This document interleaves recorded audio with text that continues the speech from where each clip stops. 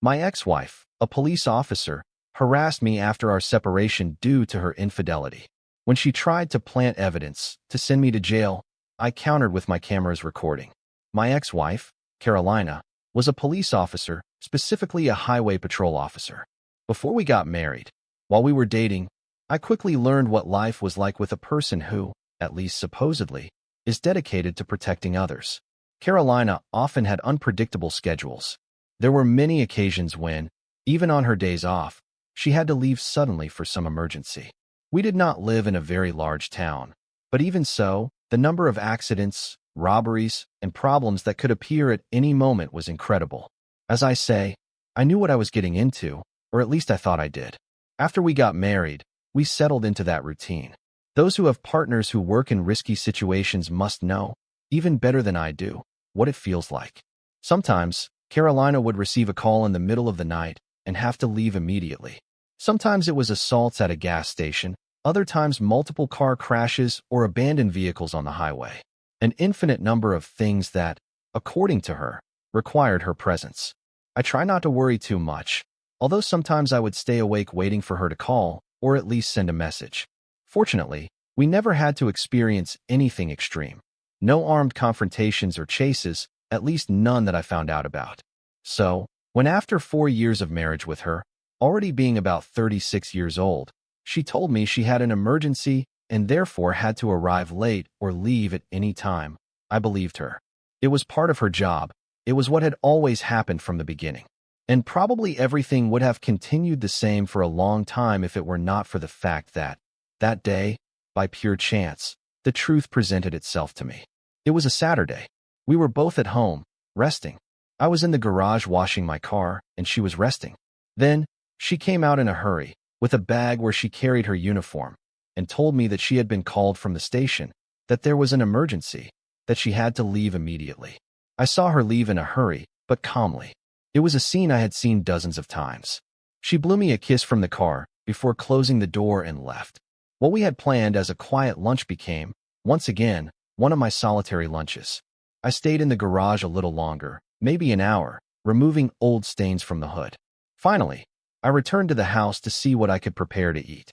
That is when I heard a strange sound, the tone of a call.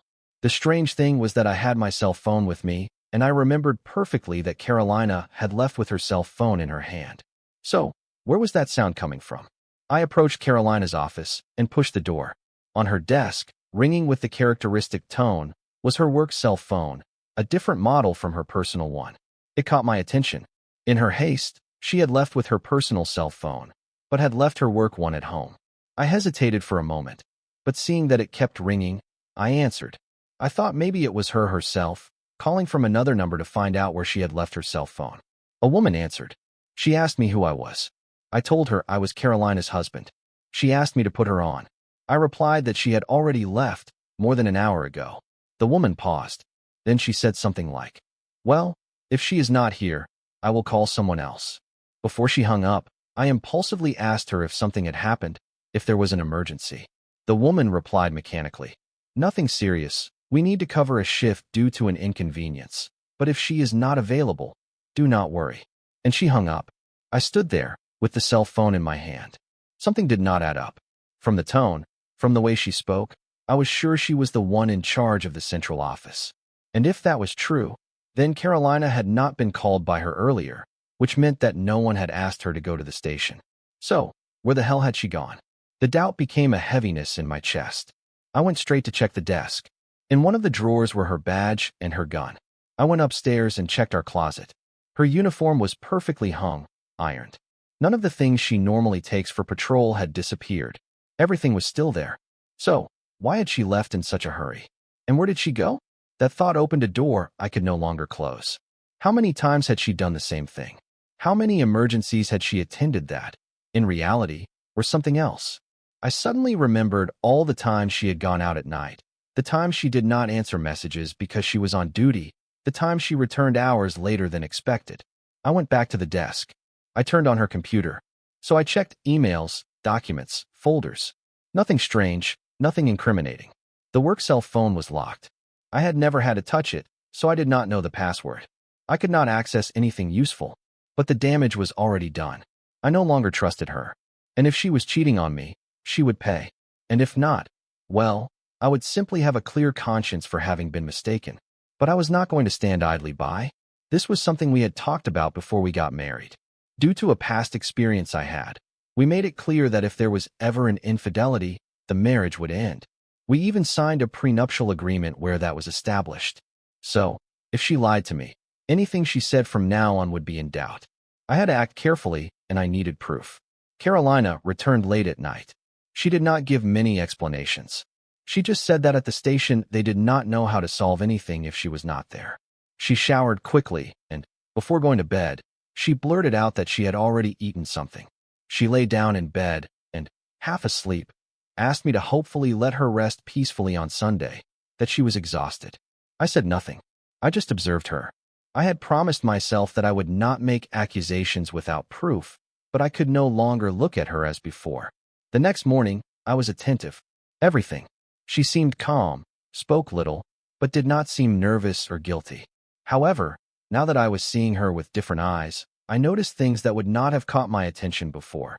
How she carried her cell phone up and down, how she suddenly put her work bag in the office, how she checked her clothes as if she were getting ready to go out. I said nothing. I just gave her space. I went back to the garage, and, this time, I kept an ear on what was happening inside the house. And I was not wrong. After a while, she came out again. She found me passing through the patio, and, with that hurried and false tone that I could not help but notice, told me that it seemed an accident had occurred and they needed her. This time she was wearing very subtle makeup, but it was present. She was more relaxed than in any previous emergency call. She got in her car, looked at herself carefully in the mirror, adjusted her hair, and drove off. As soon as she disappeared from the entrance, I got into mine. I followed her as discreetly as possible. I felt ridiculous. The whole way I kept telling myself that this was stupid, that she was going to realize, that I was obsessing over a suspicion without proof. But she did not realize anything. I kept enough distance not to lose her, but also not to arouse suspicion. She did not take the route to the station. She drove for several minutes and ended up parking in front of a house I knew well, Gomez's, one of her co-workers. We had both been to gatherings there, birthdays, dinners with other officers. He was a normal guy, divorced, a few words. Carolina got out with total naturalness, crossed the gate, and entered the house using her own key. I was frozen. I did not approach immediately.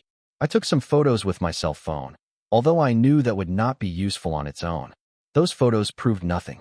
After half an hour waiting in the car, without seeing any movement, I decided to approach. I felt like an idiot, but I was not going to leave there empty-handed. I approached the windows. There was no one in the living room, but lying on the floor, at the foot of an armchair, was Carolina's vest. I carefully circled the house, making sure not to be seen. I approached a slightly open window near the bedroom. The sounds were unmistakable. Moans, the noise of the mattress, the bed hitting the wall. I needed no more. I raised my cell phone, activated the camera, and carefully pointed it at the window. When I reviewed the recording, already in the car, there was no room for doubt. I had captured the most explicit thing I could have expected. I did not feel rage at that moment, just a mixture of disgust and disappointment. I was not sure what to do.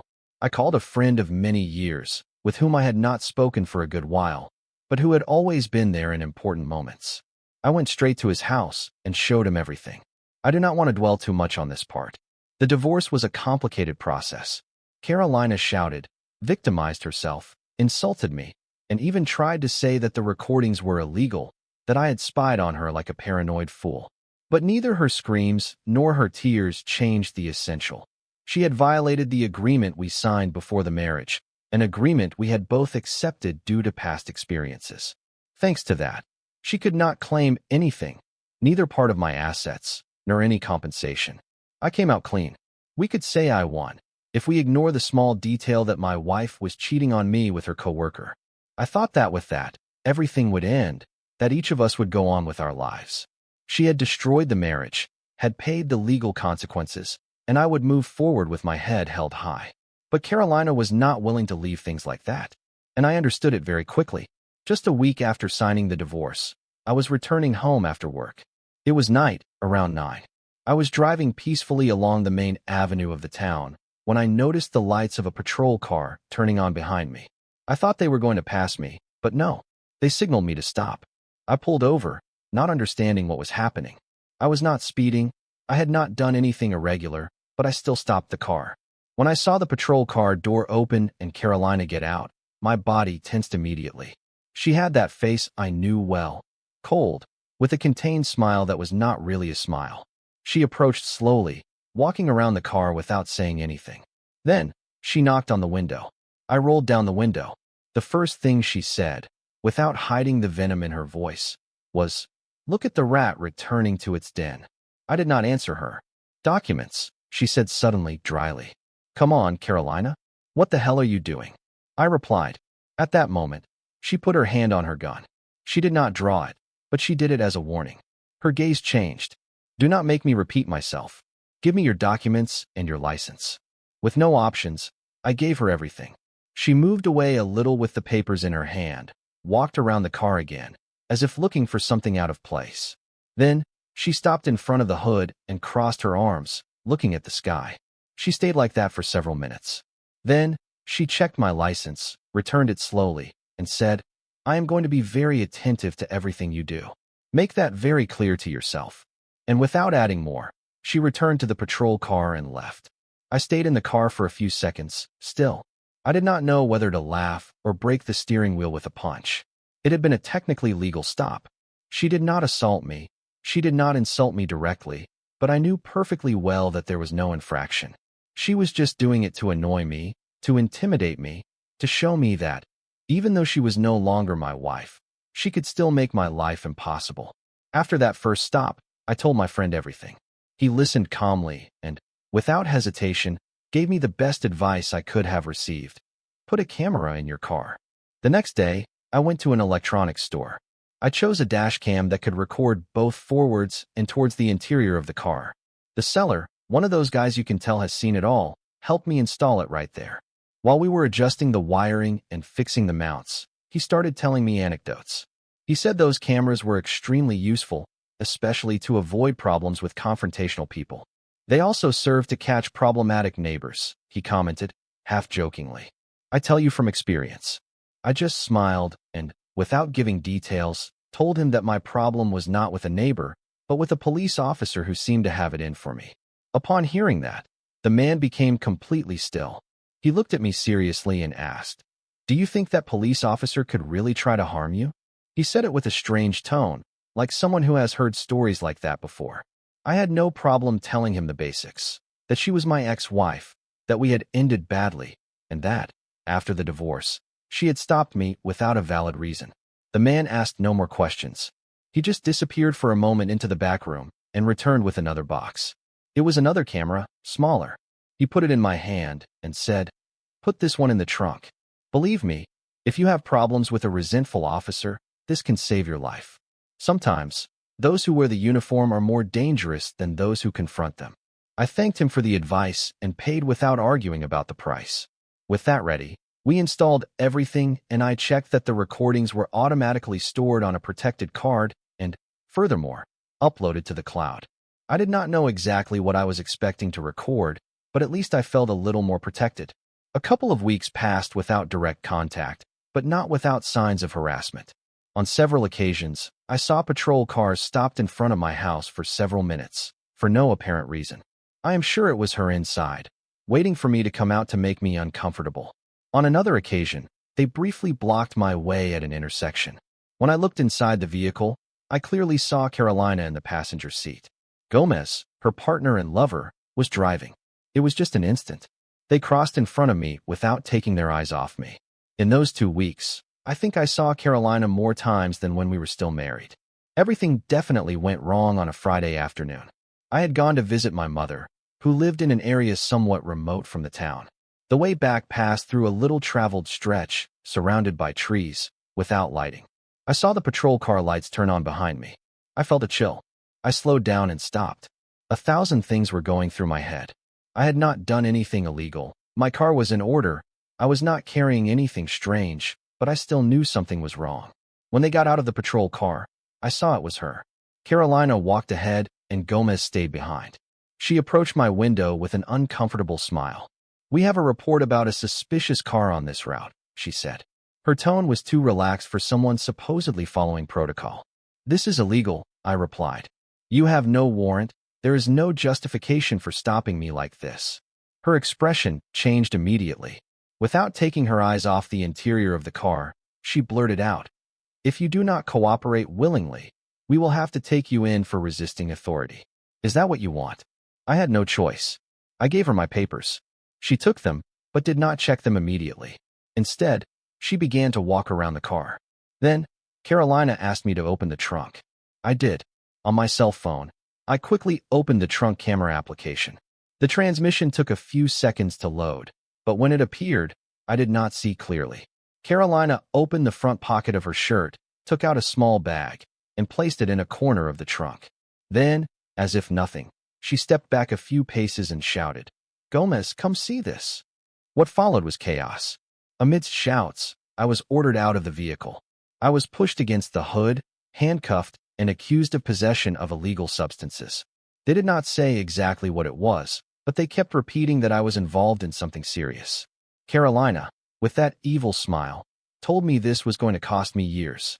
Gomez said nothing, just clicked his tongue while looking at me with contempt. I kept quiet. I let them act. I offered no resistance. I did not mention the camera. I waited for my moment. Already at the station, I had the right to one call. I contacted my lawyer. I explained everything, without omitting details. The guy, who already knew part of the problem, moved quickly. Meanwhile, I spent the night in detention. Carolina kept passing in front of the cell. She made sarcastic comments, spoke loudly about how they were going to put me in a real cell. She told me it was all over for me. But what she did not know was that she had already lost everything. The next morning, my lawyer appeared with a copy of the video. He presented it to the prosecutor's office and to Internal Affairs. The recording was clear, without cuts. Everything was visible. The exact moment Carolina took the package out of her uniform, the instant she placed it inside the trunk, her smile as she walked away.